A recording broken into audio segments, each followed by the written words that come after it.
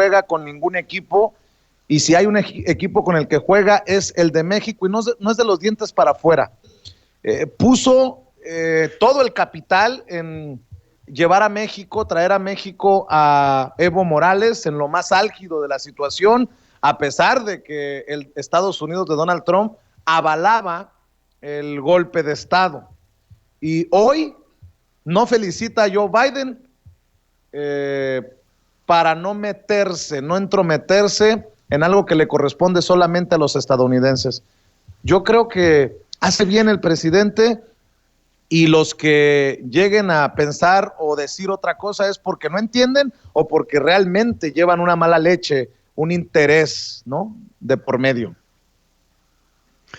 Sí, Vicente, mira, los intereses de quienes están apoyando la urgencia de entregarse a estos que definen en las redes como políticos pompas prontas o nalgas prontas, porque creo que ha salido un hashtag en ese mismo sentido, estarían defendiendo a un personaje como Biden, que ya fue 2 veces candidato, por ahí del 88 y del 2008. Se bajó en la pasada elección para darle lugar, desde luego, a Hillary Clinton en la lucha política. También hay que señalar que están apoyando a un personaje como Biden, que se fusiló un discurso, así como Peña Nieto se fusiló una tesis. Biden se fusiló el discurso de Neil Kinnock, que fue un legislador británico, en el año 88, en su primer intento de abordar la presidencia. También están defendiendo a un personaje que promovió una ley llamada Ley Biden, en donde 60 nuevos delitos se les aplicaría la pena de muerte. Esto fue promovido en 1994, la Ley Biden. También están promoviendo los 8 años ininterrumpidos de guerra, siendo Biden vicepresidente de Barack Obama. 8 años ininterrumpidos de guerra. También están promoviendo la invasión en Afganistán, el bombardeo en Irak, la intervención en Libia en el 2011. Desde luego apoyan las armas de destrucción masiva, que fue el imaginario de estos gobiernos que terminaron por llevar a la horca a Saddam Hussein. También están promoviendo lo que promovió naturalmente Biden, que fue el recorte de impuestos a las corporaciones, y tras la crisis de la subprime en el año 2008, el que se aportaran 700,000 millones de dólares para salvar a los bancos. Pues dime si no hay un compromiso legítimo para ellos con quienes representan los intereses globalistas, intervencionistas, banquero-financistas. Pues yo creo que lo acabo de decir muy claro, querido Vicente. Así es. De hecho, por eso también estaba emocionado de esta posibilidad de conversar de todos los lunes, porque vi lo que escribiste en Twitter y me pareció brutal, mi querido Daniel. Objetivo: arrodillar a México frente a un proceso indefinido en Estados Unidos, lograr el reset del sistema. Es la mayor estafa planetaria de la historia y la africanización del mundo. No todas esas ratas de la televisión caben en el proyecto. Hablaré, obviamente sin censura, con Vicente Serrano. Me pareció muy, muy duro tu mensaje, y fíjate que me estaba acordando de otro personaje que ha sido muy polémico con sus declaraciones, un Daniel Stulin, querido Daniel, tu tocayo, que hace unos meses hacía declaraciones muy fuertes, lo criticaban por promover disque teorías de la conspiración, pero hoy cada vez más personajes hablan del peligro, de la violencia.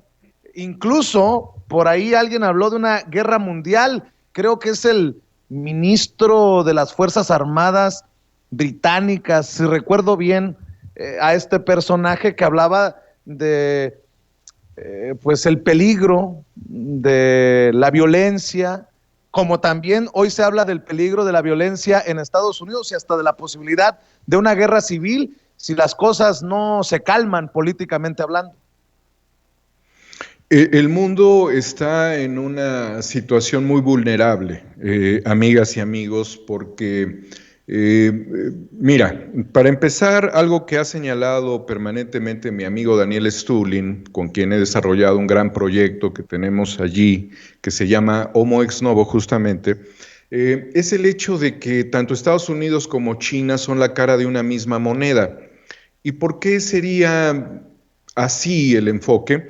Porque los bonos de deuda norteamericanos que posee China son suficientes como para quebrar a la economía norteamericana, esos bonos que tienen los chinos de deuda gringa. Pero si quebraran ellos y sacaran a la venta los miles de, los billones de bonos de deuda, ¿qué pasaría? Pues indudablemente la Fed, en un ejercicio soberano, compraría su propia deuda, ¿no? Y emitiría dólares a lo bestia. Estas emisiones de dólares generarían una depresión interna tan grande que el dólar pudiese devaluarse prácticamente ipso facto. Y en consecuencia, pues las relaciones comerciales con China y todo lo que producen se verían afectadas porque se encarecerían. Entonces, es una misma moneda que gira y a la cual no hay una respuesta clara como para asegurar que el desmontaje de Estados Unidos por parte de China sería tan práctico. No lo es. Sin embargo, en el mundo hay cerca de 5 cuatrillones de dólares de deuda, y esto lo puede aclarar tanto Stulin como mi querido amigo, el doctor en economía, José Carlos Arias, que no se puede pagar. Es decir, todos estos endeudamientos, ¿cómo los desgrabas? Y también es un señalamiento que desde hace algunos años ha mencionado Stulin, pues con la guerra termonuclear, pues es la forma más rápida e inmediata de acabar con el endeudamiento planetario.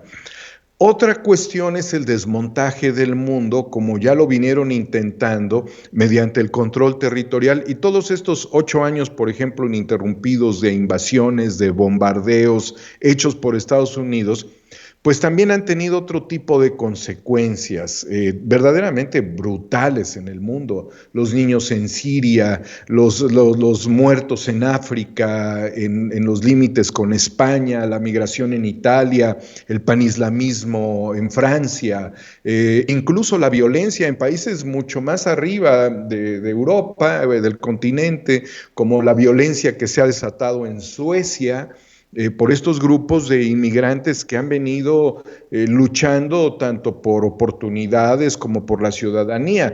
Llevó literalmente al análisis crítico de importantes politólogos como Giovanni Sartori, quien dijo, no se les va a poder dar la ciudadanía. No es un tema nuevo, es un tema de muchas décadas atrás, en donde no había migrantes que se vincularan, sino ciudadanos de segunda, o ni ciudadanos, sino migrantes, gente de segunda en Europa. Ahora el ensayo del COVID fortalece estrategias muy radicales. Desde luego, el ensayo de los gobiernos fascistas, el control fascistoide en Europa, también se ha dado en América Latina, se ha dado en Perú, se ha dado en Bolivia con el golpe de Estado también. Hay un control fascista del mundo. Se dan estas oportunidades para que los gobiernos, como por ejemplo también el de Chile, pudiesen practicar, ensayar toda la fuerza de la represión, pero quizás todavía no es suficiente. Y si no sería la guerra termonuclear, ¿cuál sería la oportunidad de la llegada de Biden, de toda esta situación que está sucediendo en el mundo? Sería el reseteo planetario. El reseteo planetario es romper a los grupos que promueven a Trump, romper la fuerza inspiradora nacionalista en Latinoamérica, incluso a ciertos grupos más extremos en Europa, romperlos a través de un reseteo que le daría a los neoliberales la posibilidad de dar una nueva vuelta a la ruleta para desmontar al mundo. ¿Cómo sería ese desmontaje del mundo? Sería la africanización del planeta. ¿Qué podemos nosotros entender del fenómeno en África?